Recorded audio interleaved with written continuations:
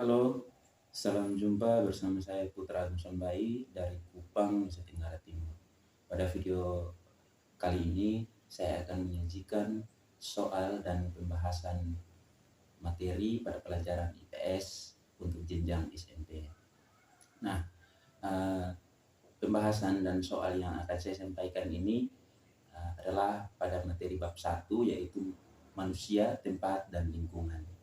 Jadi untuk kalian yang ingin mempersiapkan diri menghadapi ujian, baik ujian tengah semester, ujian akhir semester, ataupun pada saat ujian sekolah nanti, kalian boleh gabung bersama saya, kita sama-sama belajar pada channel ini. Sebelum kita lanjut pada inti video ini, kalian jangan lupa untuk like, komen, share, dan subscribe channel ini. Oke, selamat belajar.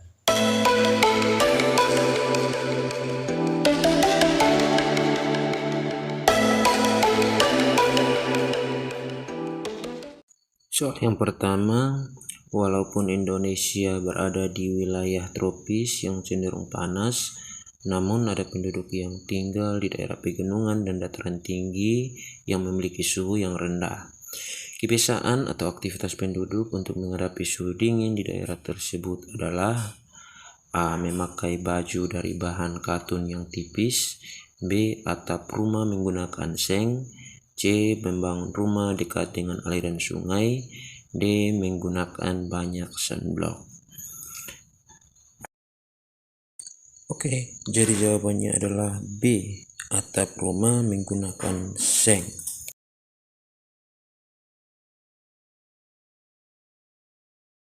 Soal nomor berikut.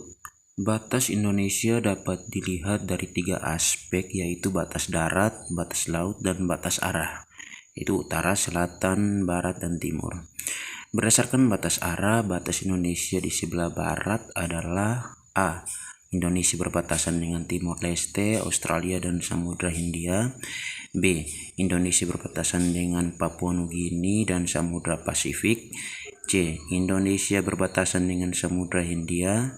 D. Indonesia berbatasan dengan Malaysia, Singapura, Palau, Filipina, dan Laut Cina Selatan. Jika kita lihat pada peta, maka jawabannya yang tepat adalah Indonesia berbatasan dengan Samudra Hindia di bagian barat. Lanjut soal berikut. Angin muson timur atau tenggara yang bertiup antara bulan April sampai Oktober menyebabkan terjadinya musim kemarau di sebagian besar wilayah Indonesia karena A. Angin berasal dari daerah subtropis yang kering. B. Hanya memiliki sedikit kandungan air sebab melalui perairan yang relatif sempit. C. Kemampuan angin mengangkut kelembaban air kurang. D. Tidak ada daerah perairan yang dilalui angin. Oke, jawabannya adalah A. Angin berasal dari daerah subtropis yang kering. Soal berikut.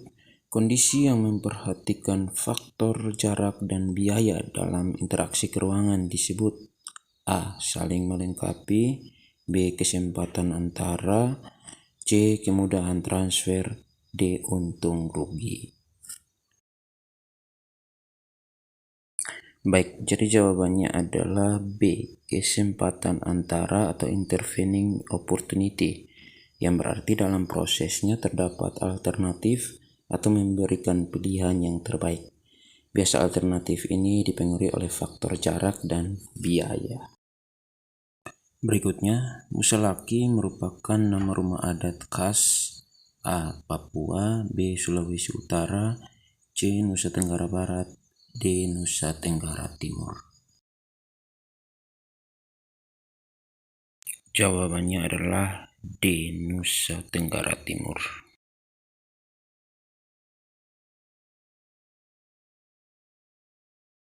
Next, pernyataan berikut yang menunjukkan interaksi keruangan adalah A. Nelayan turun melaut pada waktu dini hari. B. Ayah biasanya memanfaatkan waktu luangnya dengan pergi memancing ke sungai. C. Seorang pegawai perusahaan setiap hari pergi kerja ke kota. D. Petani sayur membagikan hasil panen sayurnya ke tetangga-tetangga. Jawabannya adalah C. Seorang pegawai perusahaan setiap hari pergi kerja ke kota. Jadi interaksi antar ruang dapat terjadi karena adanya perbedaan fisik yang menyebabkan perbedaan karakteristik atau sumber daya antar wilayah, sehingga terjadi interaksi pertukaran untuk saling melengkapi kebutuhan kedua wilayah. Next, gempa tektonik adalah A. Gempa karena gua di bawah tanah runtuh. B. Gempa karena gunung meletus. C. Gempa karena pergerakan lempeng tektonik. D. Gempa karena ledakan di daerah tambang. Jawabannya adalah C. Gempa karena pergerakan lempeng tektonik. Jadi gempa bumi tektonik disebabkan oleh pelepasan tenaga yang terjadi karena pergeseran lempeng plat tektonik, seperti layaknya gelang karet ditarik dan dilepaskan dengan tiba-tiba. Next, Indonesia dikenal dengan keanekaragaman sosial budayanya. Kekayaan suku dan budaya ini sebenarnya merupakan aset bangsa yang tak ternilai harganya. Dampak positif dari keragaman sosial budaya di Indonesia adalah A. Rasa persatuan dan kesatuan yang semakin kuat. B. Ingin memisahkan diri dari negara kesatuan. C. Anggapan budaya sendiri yang lebih baik. D. Rawan terjadi konflik. Oke, dampak positif ya. Dampak positif berarti pilihan jawaban yang tepat adalah A. Rasa persatuan dan kesatuan yang semakin kuat. Kalau pilihan jawaban B, C, dan D itu merupakan dampak negatif. Next, yang termasuk fauna asiatis antara lain A. Harimau, badak bercula 1, gajah. B. Walabi, cendrawasih, kasuari. C. Banteng, cendrawasih, babi rusa. D. Anoa, babi rusa, dan komodo. Jawaban yang tepat adalah A. Harimau, badak bercula 1, dan gajah. Next, ciri-ciri rumah penduduk yang tinggal di daerah dataran rendah adalah A. Atap rumah terbuat dari seng. B. Banyak memiliki ventilasi. C. Bahan dasar bangunan sebagian besar dari besi dan beton. D. Sedikit memiliki ventilasi. Jawaban yang tepat adalah B. Banyak memiliki ventilasi. Next, upaya untuk meratakan penduduk di Indonesia adalah dengan melaksanakan A. Program migrasi. B. Program urbanisasi. C. Program imigrasi. D. Program transmigrasi. Oke, jawabannya adalah D. Program transmigrasi. Nah, transmigrasi adalah perpindahan penduduk dari daerah padat ke wilayah yang penduduknya masih jarang. Program transmigrasi ini sudah dilakukan di Indonesia beberapa tahun yang lalu. Program pemerintah ini bermanfaat untuk meningkatkan taraf hidup terutama di bidang pertanian. Next, suatu wilayah yang mempunyai piramida penduduk berbentuk nisan dapat disimpulkan bahwa wilayah tersebut A. Penduduk usia tua sedikit. B. Penduduk usia muda lebih banyak daripada tingkatan usia penduduk lain. C. Penduduk usia tua dan muda seimbang. D. Penduduk usia tua lebih banyak daripada tingkatan usia penduduk lain. Oke, jadi jawaban yang tepat adalah D. Penduduk usia tua lebih banyak daripada tingkatan usia penduduk lain. Next, hewan berikut ini yang merupakan hewan endemis Indonesia adalah A. Anoa komodo maleo. B. Jalak Bali, burung kepodang merpati. C. Kasuari, cendrawasih, kanguru. D. Gajah, orangutan, harimau. Baik, jadi pilihan jawaban yang tepat adalah A. Anoa, komodo, dan maleo. Di situ ada komodo yang hidupnya hanya di Pulau Komodo ya, di daerah NTT. Next, perhatikan pernyataan di bawah ini. 1. Indonesia terletak di antara 2 benua dan 2 samudra. 2. Indonesia terletak pada 95 derajat bujur timur sampai 141 derajat bujur timur dan 6 derajat lintang utara sampai 11 derajat lintang selatan. 3. Indonesia terletak di pertemuan 3 lempeng aktif dunia yaitu Indo-Australia, Eurasia, dan Pasifik. 4. Indonesia terletak di pertemuan 2 jalur pegunungan dunia yaitu Sirkum Mediterania dan Sirkum Pasifik. 5. Indonesia memiliki 3 daerah waktu. 6. Indonesia memiliki iklim tropis, iklim musim, dan iklim laut.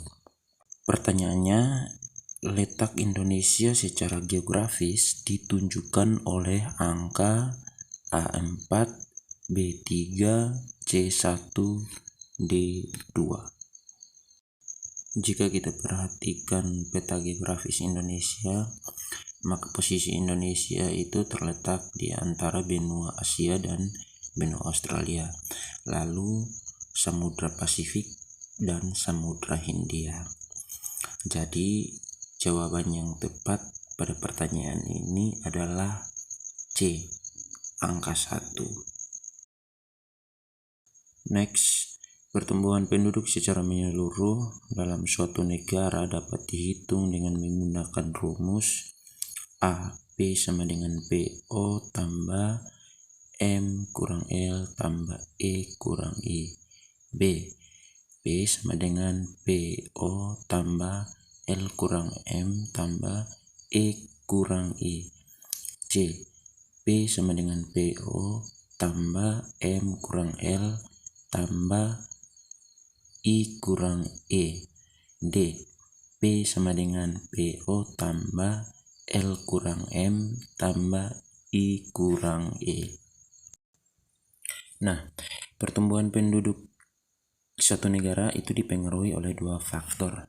Yang pertama, faktor alami, yaitu kelahiran yang bersifat menambah penduduk dan kematian yang bersifat mengurangi jumlah penduduk. Faktor yang kedua yaitu faktor non-alami, yaitu imigrasi atau migrasi masuk yang bersifat menambah jumlah penduduk dan imigrasi atau migrasi keluar yang bersifat mengurangi jumlah penduduk. Oke, jadi jawaban yang tepat adalah D. P sama dengan PO tambah L kurang M tambah I kurang E. Next, kayu kamper dan meranti tumbuh dengan baik di pulau A. Sulawesi dan Papua, B. Sumatera dan Kalimantan, C. NTB dan NTT, D. Flores dan Sumbawa. Jawabannya adalah B. Sumatera dan Kalimantan. Next, letak Indonesia secara astronomis adalah A. Indonesia sebagai negara agraris dan maritim. B. Terletak di pertemuan 3 lempeng aktif dunia yaitu Indo-Australia, Eurasia, dan Pasifik. C. Terletak pada 95 derajat bujur timur sampai 141 derajat bujur timur dan 6 derajat lintang utara sampai 11 derajat lintang selatan. D. Diapit 2 benua dan 2 samudra. Jawabannya adalah C. 95 derajat bujur timur sampai 141 derajat bujur timur dan 6 derajat lintang utara sampai 11 derajat lintang selatan. Jadi letak astronomis Indonesia ini punya pengaruh terhadap iklim di Indonesia yaitu iklim tropis dan waktu di Indonesia yang dibagi menjadi 3 daerah waktu, yaitu waktu Indonesia Barat, Indonesia Tengah, dan waktu Indonesia Timur. Next, angin muson barat yang bertiup antara bulan Maret sampai September menyebabkan terjadinya musim hujan di sebagian besar wilayah Indonesia karena angin berasal dari daerah tropis yang basah dan banyak hutan. B. Angin memiliki banyak kandungan air akibat melalui perairan yang cukup luas. C. Ada daerah perairan yang dilalui angin. D. Kemampuan angin mengangkut kelembaban air tinggi. Jawabannya adalah B. Angin memiliki banyak kandungan uap air akibat melalui perairan yang cukup luas. Next, berikut ini yang bukan merupakan manfaat sumber daya laut adalah A. Mengandung fosfat yang dapat dipakai sebagai bahan pupuk organik. B. Sumber eksploitasi ikan di laut. C. Menjadi sumber pembangkit listrik. D. Hutan mangrove dapat melindungi terjadinya abrasi pantai. Oke, soal yang terakhir ini jawabannya adalah A. Mengandung fosfat yang dapat dipakai sebagai bahan pupuk organik. Oke teman-teman, demikian video pembelajaran kita kali ini. Dan juga bagi kalian yang belum sempat untuk like, komen, share, dan subscribe channel ini, silahkan tekan tombol yang ada di bawah ini. Terima kasih, sampai jumpa di pembelajaran berikutnya.